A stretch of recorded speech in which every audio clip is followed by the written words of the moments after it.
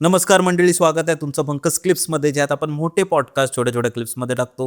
ही story तुम्ही नक्की enjoy कराल, पण त्याआधी सबस्क्राईब करायला विसरू नका. आता हे माझ्या मित्राने सांगितलं. लास्ट तुझा पॉडकास्ट जेव्हा शूट झालेला ना, तेव्हा त्याचा मला फोन आला आणि त्या मित्राचा फोन मला, आम्ही कॉलवर एक 7-8 वर्षांनी बोलत असू. तो विषय निघाला. मग त्याने पण असं सांगितलं, अरे असं असं झालं आमच्यासोबत आणि मग आता कसे आहेत घरातले वगैरे, घरच्यांची चौकशी वगैरे केली. आणि मग त्याने म्हटलं, अरे सोबत तुझा मी ना पॉडकास्ट बघितला बंकसवर, तर मला माझी स्टोरी आठवली आणि मी एकदम घाबरायला लागलो आणि मी बंद केला पॉडकास्ट. म्हटलं काय स्टोरी आहे सांग, जर आवडली तर मी सांगेन. प्रदीप नाव आहे त्या मित्राचं माझ्या. तर त्याने सांगितलं. तो बोलतो की त्याचं नुकतंच लग्न झालेलं काही वर्षांपूर्वी आणि ते लोक कुठेतरी महाबळेश्वरला की कुठेतरी आउट स्टेशनला गेलेले आणि त्याची ट्रेन ना, कधी कधी काय होतं ना, माझ्यासोबत पण झालं आहे, अशा लेट नाईट ट्रेन्स येतात ना, तुम्हाला पण माहीत असेल कदाचित. लेट नाईटच्या ट्रेन येतात ना, त्या ठाण्यापर्यंत येतात कधी कधी, त्या मुंबईपर्यंत सोडत नाहीत ते लोक, जरी तू तिकीट दादरपर्यंत काढली असेल तरी. एक्सप्रेसचं मी म्हणतो आहे. तर ती ट्रेन ठाण्यापर्यंत आली आणि अनाऊन्स केलं की नाही जाणार आता ट्रेन पुढे, मेगा ब्लॉक वगैरे असल्यामुळे, आणि लेट नाईट एकदम 12-1 वाजता. तर ह्याने, आणि हा राहतो दहिसरला, बोरिवली की कांदिवली दहिसरला. तर ह्याने विचार केला, आता वाईफ पण आहे सोबत, सो आता आपण काय करूया, सेफली ओला उबेर करू, मी जाऊ. तर रात्रीचे ओला उबेरवाले पण आरेमधून येत नाहीत. मग त्याने असं ठाणे, मुलुंड, पवई, JVLR, जोगेश्वरी, गोरेगाव असं आलं. तर त्यांचं ना, गोरेगाव हायवे जसं हब मॉल वगैरे आहे ना, सो तो मॉलच्या थोडे पुढे आला आणि अपोजिट साईडला आरेच्या साईडला एक स्मशानभूमी पण आहे आणि एक कब्रिस्तान पण आहे. सो ते बाजूबाजूला, पेट्रोल पंपच्या बाजूला. तर तो एरिया असं म्हणतात की तिथे थोडा बऱ्याच लोकांना अनुभव येतात किंवा असं काही, तिथे त्या भागात बऱ्याच लोकांनी अनुभव घेतलेत. तर त्यांनी मला सांगितलं तो एरिया होता कोणता एरिया होता? गोरेगाव हायवे, आरे कॉलनीचा तो बाहेरचा रस्ता, ओके, हां. हायवेचा. तर मग तो स्टोरी सांगत गेला, मला पण इंटरेस्ट वाढत गेला. मी पण निघत होतो बाहेर, पण त्याची तो बोलला की माझा पर्सनल एक्सपिरियन्स आहे. मी म्हटलं नाही, ऐकूनच जावायचं. परत कधी पॉडकास्टवर जाण्यात आलं तर मी नक्कीच सांगेन, आवडलं तर. तो बोलतो की कधी कधी काय असतं ना, तुला पण मी सांगतो की नाईटला ना, काही छपरी लोक, टपोरी लोक माहिती, बाईक रायडिंग करतात हायवेला विदाऊट हेल्मेट, ट्रिपल सीट, आणि त्यांचे ॲक्सिडेंट्स वगैरे पण होतात. सो तसं ना, ह्यांच्या ओला गाडीला ना 2-3 जणं फॉलो करायला लागले. त्याने कळलं ना आतमध्ये कोण कपल बसलं आहे, आणि मग ते थोडं नाटकी करायची.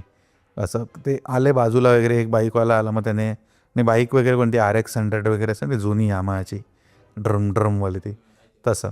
तर तो उबेर ड्रायव्हरवाला काय बोलला, तो सॉरी गाडीवाला काय म्हटला, ओला उबेरवाला, की सर इनके मुंह मत लगो, इग्नोर करो, कारण मग ते थांबवतील, मारामारी करतील, माझ्या गाडीचं पण नुकसान होईल, आणि तुम्ही पण कपल आहात, आणि रात्रीची 2-3ची वेळ होती काहीतरी. तर तो बोलला ठीक आहे. पण ते अति करत होते ते लोक, जे कोण होतं ना. तो बोलतो की मग मी आतून शिव्या घातल्या त्याच्याकडे न बघता, घाण शिव्या घातल्या, की हे लोक काय आहे, हे असं स्वतःला समजतात काय, लोकांना त्रास देतात, आणि खूप खूप शिव्या घातल्या, नेक्स्ट लेवलच्या शिव्या घातल्या. आणि बोलतो मग घरी पोचलो आम्ही.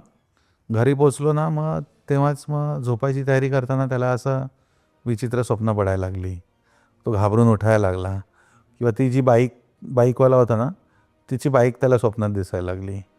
किंवा असं हे आठवडाभर चालत राहिलं. मग त्याला ताप यायचा, जायचा. मग ब्लड चेकअप केलं, सगळं नॉर्मल, आणि मग तीच बाईक दिसायची स्वप्नात.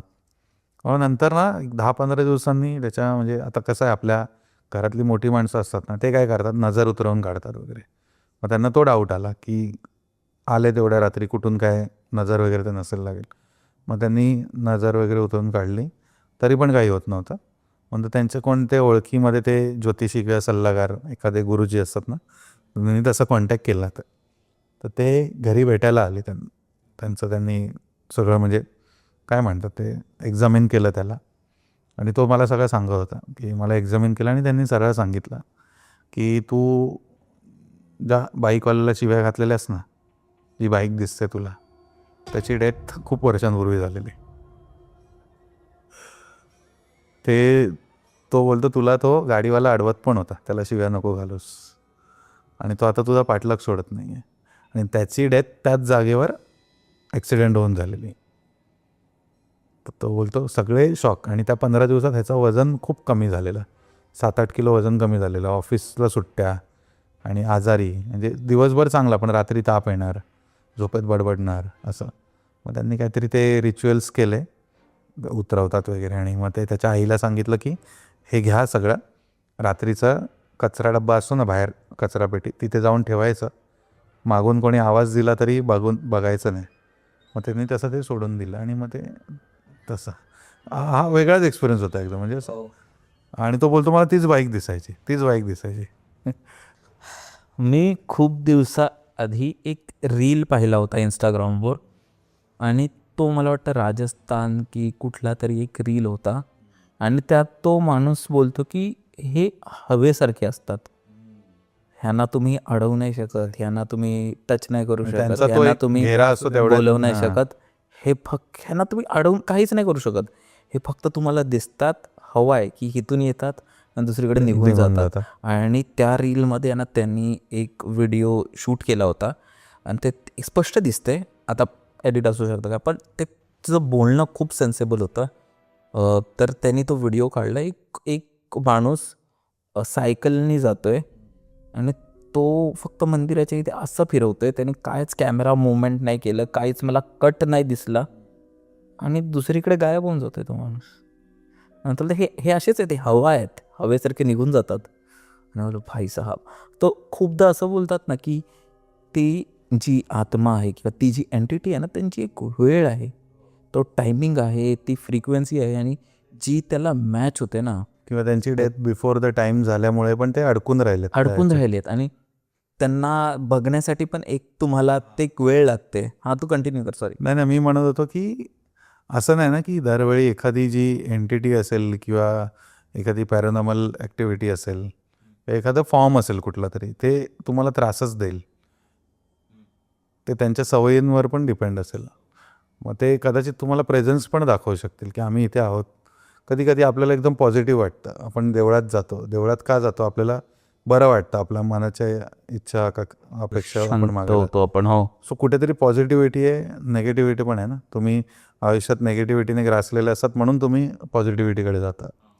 मला वाटतं घाटांबद्दल समजत नाही, पण घाटांबद्दल भूतांचं आणि घाटांचं काय फॅसिनेशन आहे. पण तुला काय वाटतं, घाटांमध्ये भूतं खरोखर दिसतात की अशी मान्यता आहे किंवा एक गोष्टीच मजा आहे? ॲक्च्युली याला ना 2-3 अँगल्स आहेत. पहिली गोष्ट, घाटांमध्ये ॲक्सिडेंट्सचं प्रमाण जास्त असतं. वळणावळणाचे रस्ते असतात, तिथे कोणाची तरी डेथ झालेली असते. किंवा आधीच्या काळात काय असायचं ना की दरोडे बरेच पडायचे. कुठलेही मेन घाट आहेत ना, एखादी गाडी जाते की अडवून लुटायचं किंवा काय करायचं. सो तो एक अँगल झाला. दुसरा अँगल झाला की जर भूतांचं कोणी बोलतं की इथे असं दिसतं तसं दिसतं, सो ती एक अफवा पण असू शकते की तिथून लोक जायला नको, किंवा भूतांच्या नावाखाली त्यांना आपण लुटू शकतो.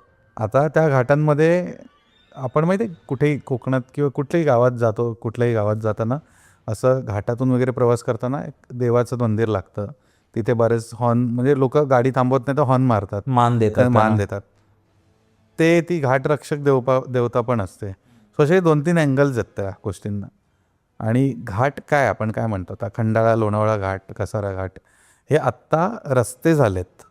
सो आधीच्या काळात हे डोंगरातल्या बैलगाड्याची पायवाट किंवा पायवाट असणार.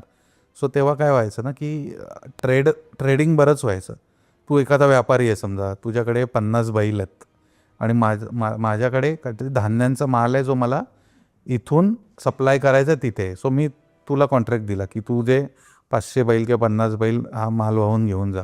सो तू त्या घाटातून जाणार. तेव्हाचे जे राजे महाराजे कोण असतील त्यांना तुला तिथे टॅक्स भरावा लागणार. का? कारण त्यांना त्यांचं राज्य चालवायचं आहे. सो तिथे त्यांची चौकी पारे असणार, तिथे त्यांची देवता असणार ती, किंवा त्या देवताच्या इथे एखादी पाण्याची टाकी कोरलेली असेल, येणाऱ्यांना पाण्याच्या टाक्या, पाणी पिता येईल. सो नंतर ते हळूहळू डांबरी रस्ते, कॉन्क्रीट रस्ते झाले, ते घाटाचे जिल्ह्यांची कनेक्टिव्हिटी वाढली. सो असे वेगवेगळे अँगल आहेत. मंडळी, जर तुम्हाला ही स्टोरी आवडली असेल तर डिस्क्रिप्शनमध्ये आम्ही पूर्ण एपिसोडची लिंक टाकलेली आहे, तो चेकआउट करायला विसरू नका. त्यात अशाच प्रकारच्या भरपूर स्टोरीज अवेलेबल आहेत, आणि हां, सबस्क्राईब करायला विसरू नका.